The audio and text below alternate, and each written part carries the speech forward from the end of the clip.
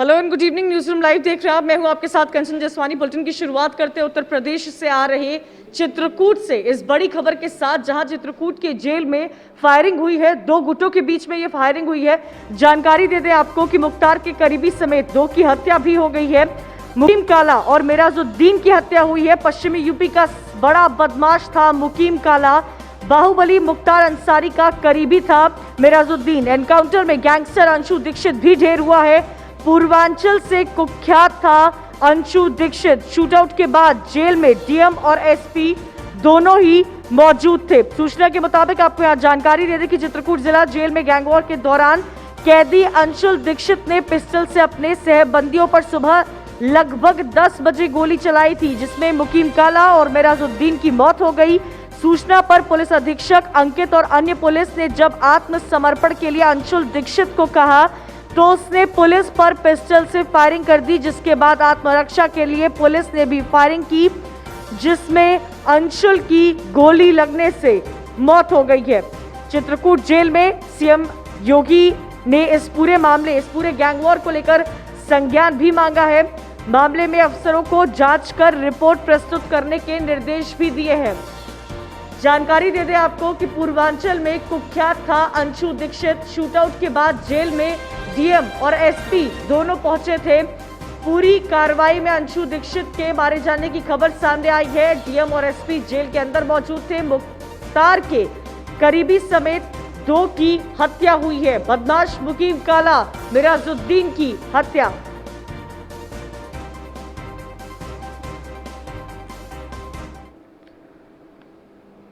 चलिए अब आपको मुकीम काला की क्या क्राइम हिस्ट्री रही है इससे पहले वो दिखाने की कोशिश करते हैं। तो 6 जुलाई 2015 को कल्लू पहलवान को गोलियां लगी थी। मादक पदार्थ डोडा पोस्ट की तस्करी में जेल भी हुई थी। डकैती, हत्या, साजिश, ये सभी रचने के मुकदमे भी दर्ज हुए थे। कुर्की से संबंधित 174A के 2 मामले भी दर्ज है। एनआईए अफसर तंजील अहमद की हत्या की थी। मुकीम काला ने हत्या से पहले होटल मैनेजर को उतारा था मौत के घाट। कैराना पलायन का मुख्य आरोपी था मुकीम काला। कैराना और आसपास के इलाकों में मुकीम काला का आतंक भी था। क्या है उसकी क्राइम कुंडली, ये आपको बताने की कोशिश कर रहे हैं। 2 लाख का इनामी बदमाश था मुकीम काला। 6 जुलाई 2015 कल्लू पहलवान को गोलियों से भुना था। मादक पदार्थ डोडा पोस्ट की तस्करी में इसे जेल भी हुई थी। डकैती, हत्या, साजिश, इन सब के मुकदमे इस पर दर्ज है। अब कौन था ये समझिए। क्राइम हिस्ट्री आपने देखी, कौन है। कैराना के नजदीक जहानपुर गांव में मुकीम काला का जन्म हुआ था। 19 साल की उम्र में ही मुकीम काला ने पहला क्राइम कमिट किया था। 2010 में मकान मालिक से 18 लाख रुपए लूटे थे। लूट के बाद करनाल जेल मुकीम काला को भेजा गया था। यहाँ पर आपको ये भी जानकारी दे दें कि अपराधी मुस्तफा का दाहिना हाथ बना। ये 2011 में मुस्तफा के एनकाउंटर के बाद गैंग की कमान संभाली थी मुकीम काला ने। यूपी, हरियाणा, उत्तराखंड में कई सारे मामले दर्ज है मुकीम काला पर। वेस्ट यूपी का बड़ा बदमाश था मुकीम काला। कैराना के नजदीक जहानपुरा गांव में इसका जन्म हुआ था।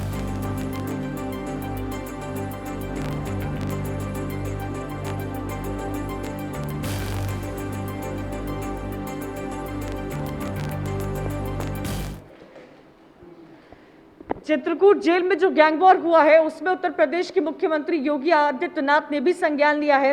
रिपोर्ट तलब की गई है और इस बात की जानकारी भी सामने आ रही है कि योगी आदित्यनाथ ने कहा है कि इस पूरे गैंगवॉर की रिपोर्ट जो है वो 6 घंटे में दी जाए।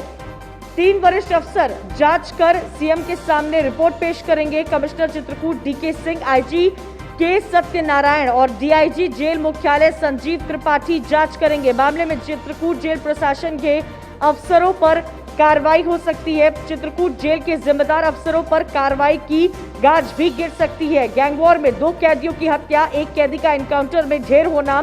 चित्रकूट जेल के लापरवाह अफसर कार्रवाई की जद में है। देर शाम तक चित्रकूट में कई अफसरों पर यह उम्मीद लगाई जा रही है कि कार्रवाई तय मानी जा रही है। जेल के अंदर गैंगवॉर को लेकर सीएम योगी ने सख्ती दिखाई है। तो चित्रकूट में देखिए क्या हाल हुआ है।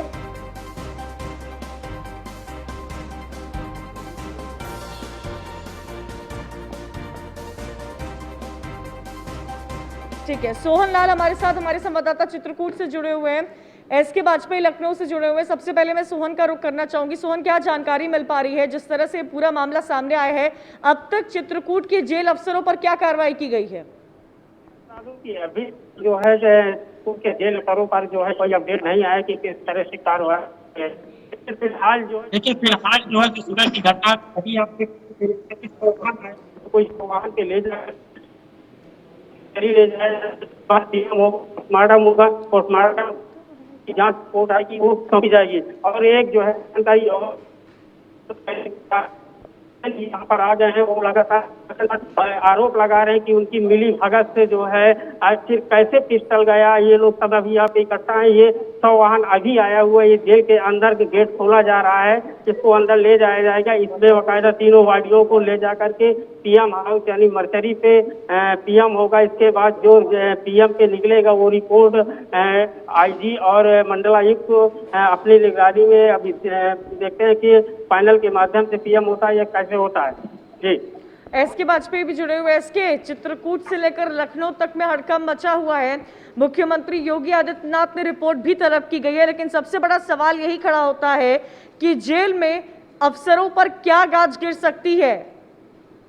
बिल्कुल, निश्चित तौर पर बड़ा सवाल है। अगर हम देखें जिस तरीके से जेल की हाई सिक्योरिटी बैरक में इन तीनों बदमाशों को रखा गया था, अगर मुकीम काला की बात करें तो 2.5 लाख का इनामी है। उत्तर प्रदेश, हरियाणा, उसके अलावा पंजाब और उत्तराखंड जैसे प्रदेशों में भी उसके खिलाफ में कई मुकदमे दर्ज हैं। 61 मुकदमे उत्तर प्रदेश में, जिसमें हत्या का प्रयास, फिरौती, रंगदारी, अपहरण जैसे गंभीर मामलों में उसके ऊपर मुकदमे हैं। वो पश्चिमी यूपी का आतंक का पर्याय था। हालांकि इसको एसटीएफ ने गिरफ्तार किया था और अभी पिछले महीने ही इसको चित्रकूट जेल लाया गया था।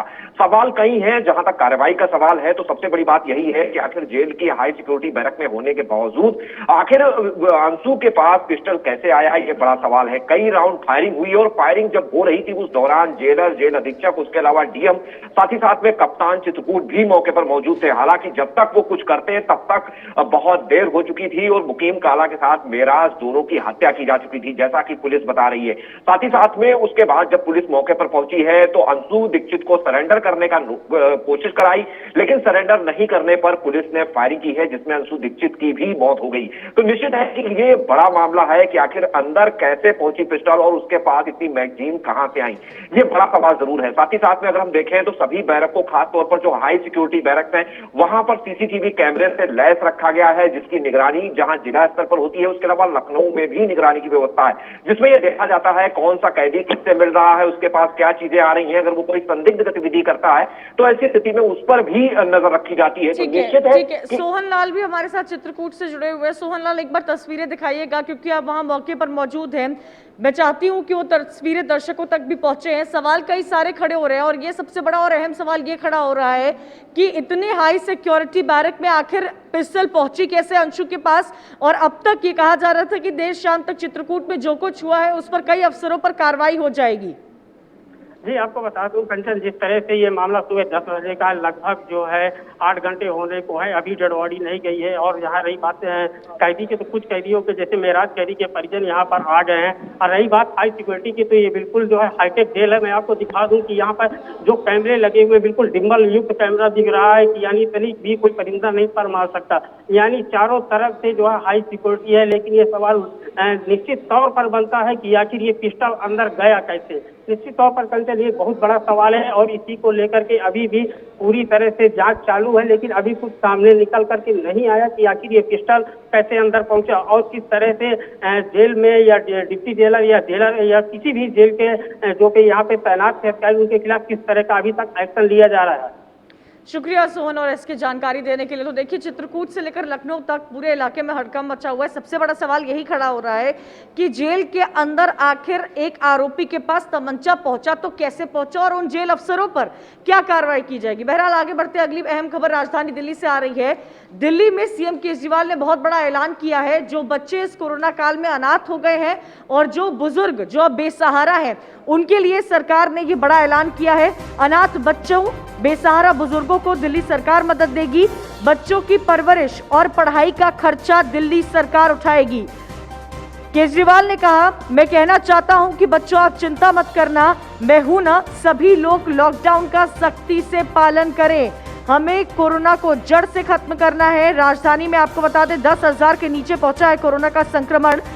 पिछले 24 घंटे 8,500 से कम केसेस जो है वो दर्ज किए गए हैं। तो राजधानी से एक राहत भरी खबर इस कोरोना काल में जरूर सामने आई है। कई सारे सवाल उठाए जा रहे थे कि आखिर प्रदेश क्या करेंगे उन बच्चों का जो कोरोना काल में अनाथ हुए हैं, लेकिन यहीं पर दिल्ली के मुख्यमंत्री अरविंद केजरीवाल ने एक राहत दी है उन अनाथ बच्चों को और बेसहारा बुजुर्गों को।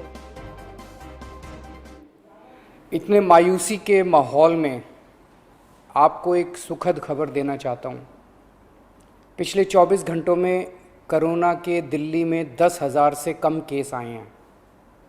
पिछले 24 घंटों में लगभग 8,500 केस आए हैं दिल्ली में।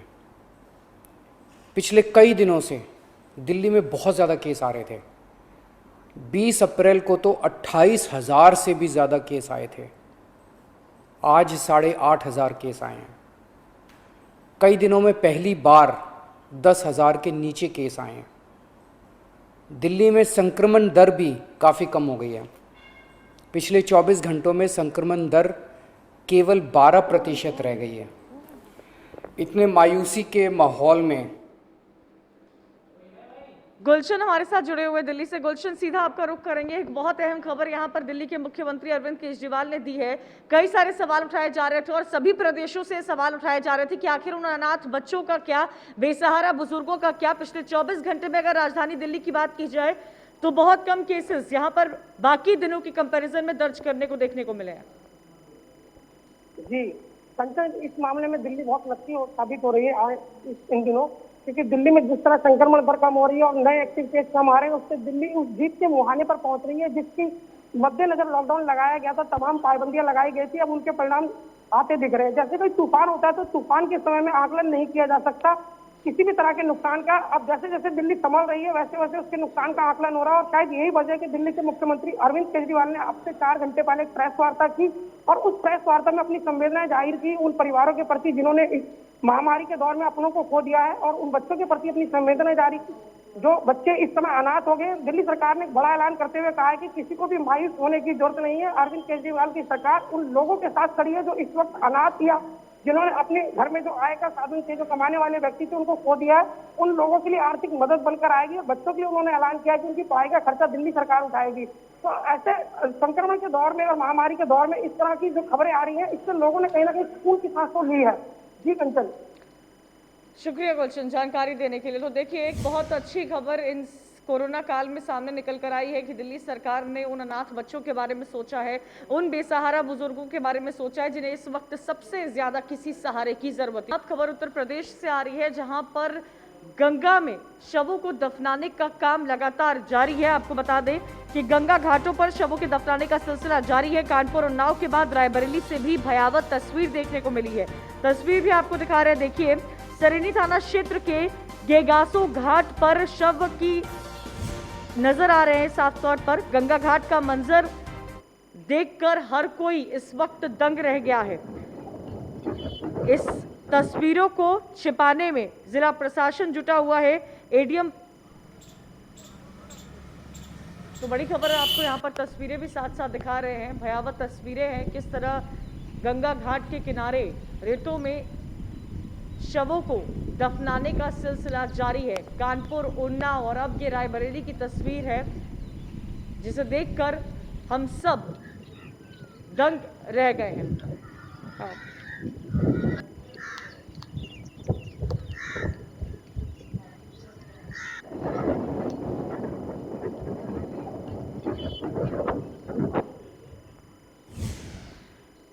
रायबरेली के इस घाट पर लगातार गंगा किनारे शवों को दफनाने का काम जारी है।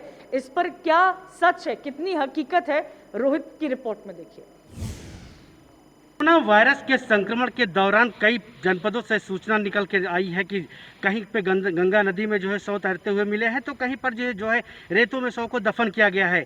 वहीं अगर सोनिया गांधी के संसदीय क्षेत्र रायबरेली की बात की तो रायबरेली के सरेनी थाना क्षेत्र के गेगासो स्थित गंगा घाट पे मैं मौजूद हूँ। यहाँ पर पीछे आप देख सकते हैं किस तरह से जो है यहाँ पे सैकड़ों की संख्या पे रेत पे यहाँ पे शव दफन किए गए हैं। बाकायदा देखिए शव एकदम साफ साफ दिखाई पड़ रहे हैं। लेकिन सबसे बड़ा सवाल ये उठता है कि जिला प्रशासन जो बंद कमरे पे दावा कर रहा है कि यहाँ पे कोई ऐसे शव नहीं है, लेकिन ये सब खुद बानगी बता कर रहे हैं कि किस तरह से यहाँ पे शव जो है रेतों पे दबाए गए हैं और कहाँ से शव आए ये तो अभी तक नहीं पता चल सका, लेकिन सैकड़ों की संख्या में ये शव जरूर हैं। जिला प्रशासन उन दावों की पोल जरूर खोल रहा है जिन दावों को जो है अभी एडीएम प्रशासन ने एक वीडियो जारी कर बताया कि जो ये खबर है ये खबर का खंडन उन्होंने किया कि इस तरह की कोई खबर रायबरेली में नहीं, इस पर रेत पे कोई शव नहीं है, लेकिन ये शव खुद बयां कर रहे हैं। आप देख सकते हैं सैकड़ों की संख्या में दूर दूर तक आप देखते चले जाएंगे, सैकड़ों की संख्या में यहाँ पे शव जो है दफन किए गए हैं। तो कहीं ना कहीं जिला प्रशासन की जो नकारा कार्य प्रणाली है उसके तहत कहा जा सकता है तो वो घर बंद कमरे में बैठ के दावा जरूर झूठा कर रहे हैं, लेकिन हकीकत ये है कि इस तरह यहाँ पे सैकड़ों की संख्या में शव जरूर दफन किए गए हैं। कुछ मौजूद है यहाँ पे आसपास के लोग, स्थानीय लोग, उनसे बात। भैया क्या नाम है आपका? हमारा छोटे लाल। ये क्या है यहाँ पे? यहाँ पे सब से आते हैं, सब लगे हैं। क्या है ये? आदमी लोग गड़े हैं, का है मिट्टी मतलब है। ये अभी महीने 15 दिन के हैं कि बहुत? अब का नहीं, हफ्ता खान नहीं से आते, बीच चले जाते हैं सब। तो हफ्ते भर के लगभग कितने सौ? अरे हफ्ते या 2 महीना या 500 महीना तो नहीं, ये तो हफ्तों में चले जाते हैं सब लग के। तो सुन सकते हैं जो यहाँ के स्थानीय लोग किस तरह से व्यथा बता रहे हैं कि यहाँ पे केवल ये 1 सप्ताह के शव हैं, इसके पहले कितने शव आए और चले गए। एक सप्ताह पहले यहाँ पे आके यहाँ पे दफन हुए हैं। तो कहीं ना कहीं जिला प्रशासन की पोल खोलने के लिए जरूर काफ़ी है, क्योंकि अभी उन्नाव कानपुर जनपद से इस तरह के वाक़या जरूर सामने निकल के आए थे। अब ये रायबरेली के सरेनी थाना क्षेत्र के गेगासो गंगा घाट पर इस तरह के वाक़या सामने आ रहे हैं जो जिला प्रशासन की पोल खोलने के लिए काफ़ी है। बंद कमरे में जिला प्रशासन दावा करता है कि रायबरेली के कोई भी गंगा घाट में रेत में शव नहीं दफन किए गए हैं, लेकिन रायबरेली के गेगासो गंगा घाट में ये शव जिला प्रशासन की कलई खोलने के लिए काफ़ी है। अब देखने वाली बात होगी कि खबर सामने आने के बाद क्या जिला प्रशासन हरकत में आता है और कुछ कार्रवाई करता है या नहीं, या फिर इसी तरह बंद कमरे में वो आदेश पारित करता रहेगा। Rohit Mishra, news 1 India, Raebareli.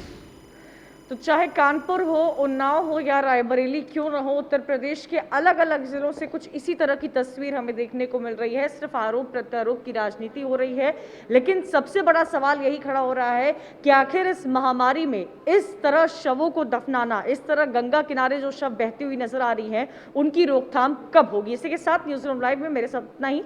आगे देखिए तमाम खबरें।